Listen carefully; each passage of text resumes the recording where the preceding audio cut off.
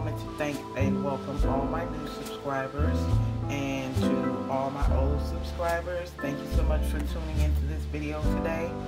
So today's video, I'm going to be making a Swiss chocolate banana cake.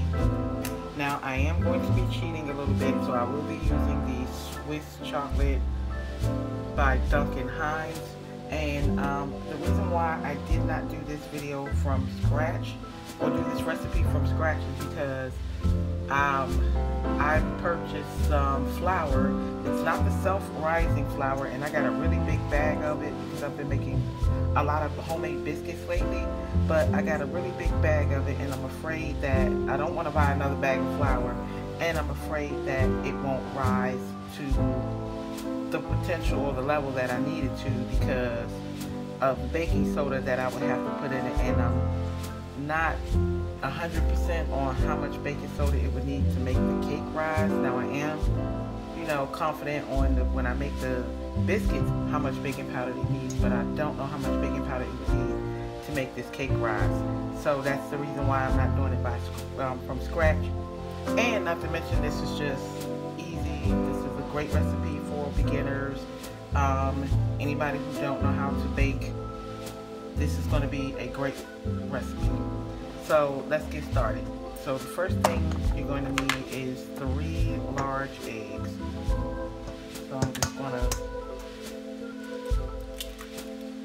crack the 3 large eggs.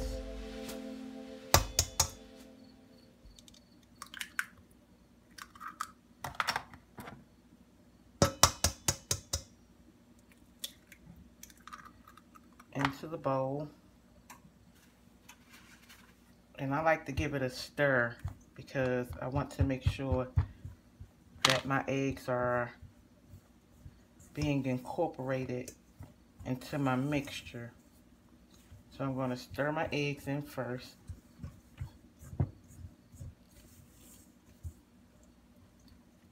And you don't have to do it like till all the dry mix is mixed up, but you do want to somewhat get that in there.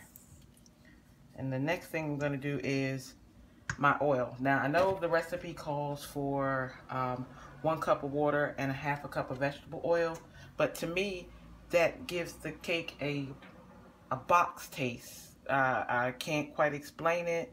Some of you may know what I'm talking about, but it still tastes like a cake that came out the box. Anyway, so instead of using the cup of water, I use a cup of milk. And instead of using the 1/2 cup of vegetable oil, I use the 1/2 cup of butter or margarine. And that seems to give it more of a homemade taste to it, to me. And so I'm just going to go ahead and add my 1/2 cup of butter, which I melted in the microwave. And you don't want this butter to get too hot. You're going to need to let it cool down a little bit if it gets too hot before you add it to your mixture, because you don't want to start to cook the cake before you actually get it into the oven. And I'm just going to mix that up.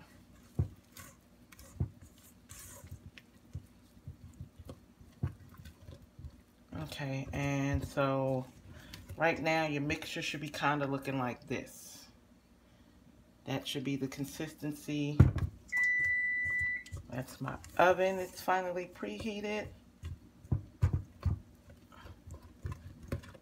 I'll mix it a little bit more, and then I'm gonna go in with my milk. And I like to do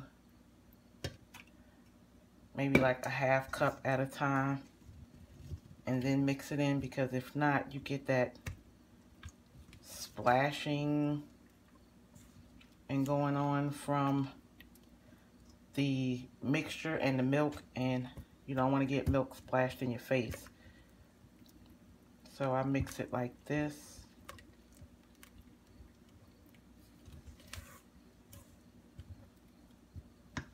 Then I go ahead and I just add the rest of the milk.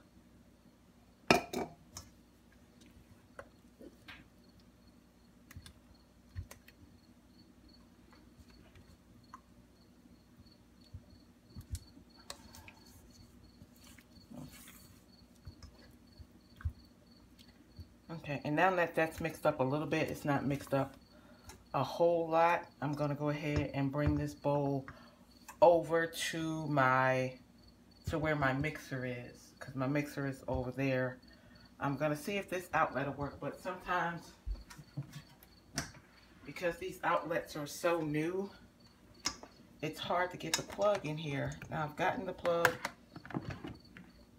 in the top one, but okay. All right, that worked out fine. Okay.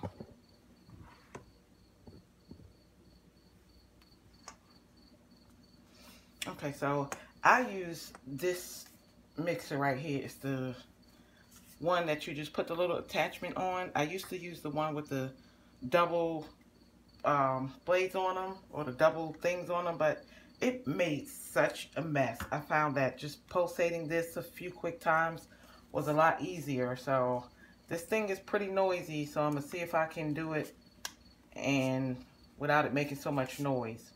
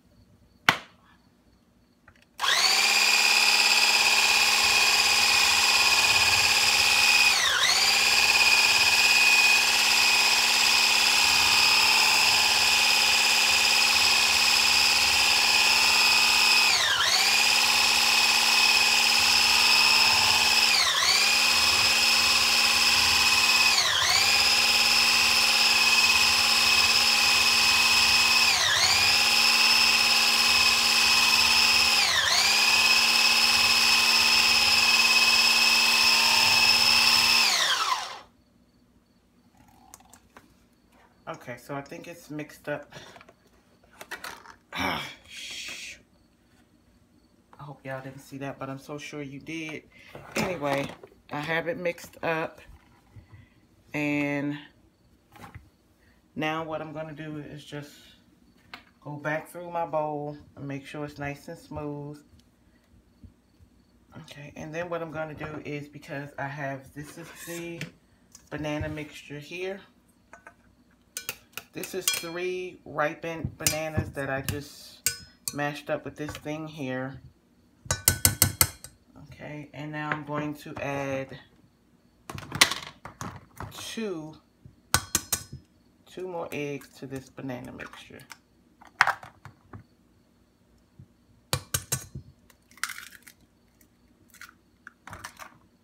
Just gonna get a spoon.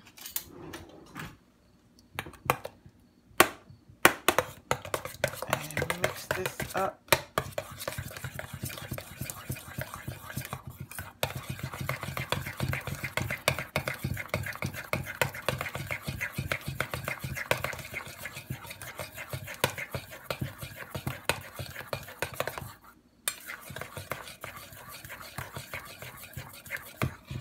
Okay, and your mixture should sort of look like this. Keep mixing, and I'm going to take it and pour it into my cake mix.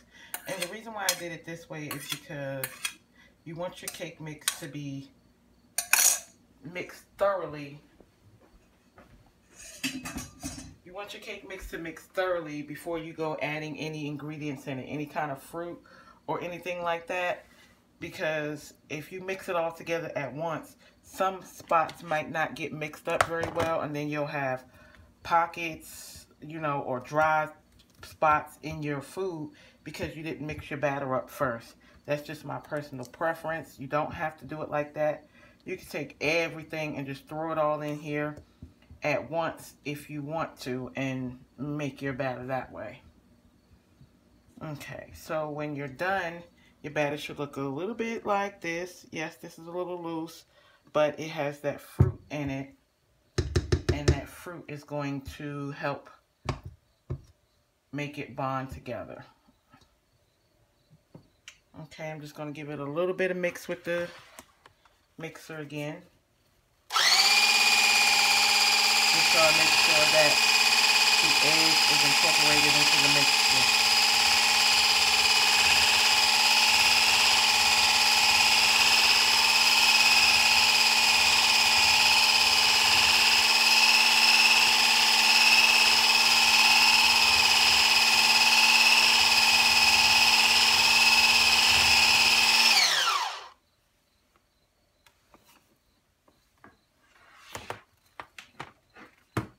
Okay, now that I have that all mixed in, I'm going to take my Bundt pan.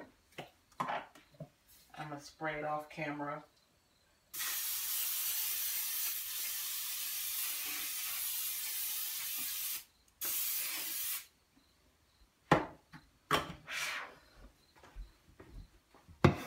Okay, so here's my sprayed Bundt pan. I just took some baking spray, the one with the flour in it, and just sprayed it at the bottom of the pan, or all around the pan actually. Then I'm just gonna put my mixture into the bowl.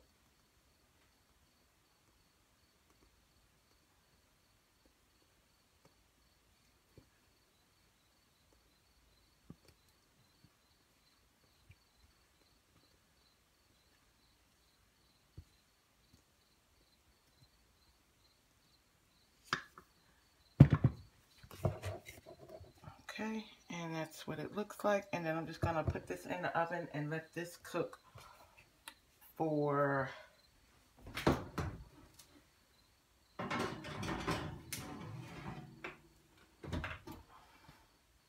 on 350 for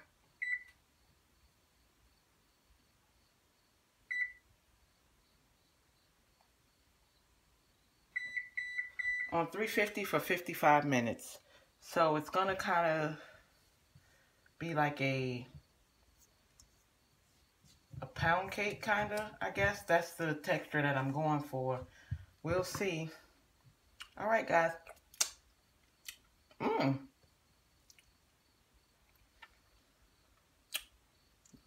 That batter is good. This is going to be good if it come out right. All right, guys. I will see you once my cake is done. Okay, guys. So I'm back. I have let my cake cool off. And we're going to go ahead and cut into it. This is what it looks like. It's a little heavy in the middle because of all the fruit, all of the bananas that's in here. But I'm not going to add any icing to this cake because I think it's going to be sweet enough already, and I just really don't like icing on my cake anymore. I'd rather eat it just like this with some hot chocolate or a cup of coffee or something like that. So I'm going to go ahead and cut into it. I hope y'all can see that. And it's still pretty warm, and I like it when my cake is still warm also. Okay, that's what it looks like, and have to remember that it looks like that because of the bananas in it, but oops, sorry.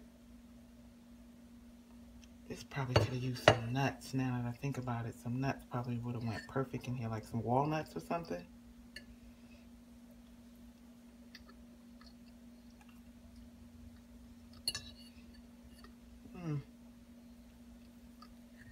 Okay.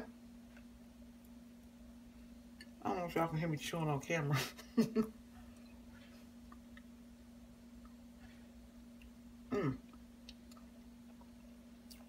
It's moist. I can't say that. It's very moist. And it's good, warm. And you can taste the bananas in it. It kind of has like a bananas Foster kind of taste to it with a little bit of chocolate. But yeah. And that's what it looks like inside. It's good. I like it. The only reason why I decided to make this recipe is because I had some bananas that were left over, and they were turning brown, so I didn't want to throw them away, so I figured I'd just get a box of cake mix. And oh, I got the box of cake mix at the dollar store, at the Dollar Tree. Okay, guys, so again, thank you so much for watching this video. Thank you to all my new subscribers and to all my former subscribers. I look forward to showing you guys my new and upcoming videos, and I look forward to viewing yours as well. Thank you so much, and remember, be grateful, because there's always someone doing worse off than you. Okay, bye-bye.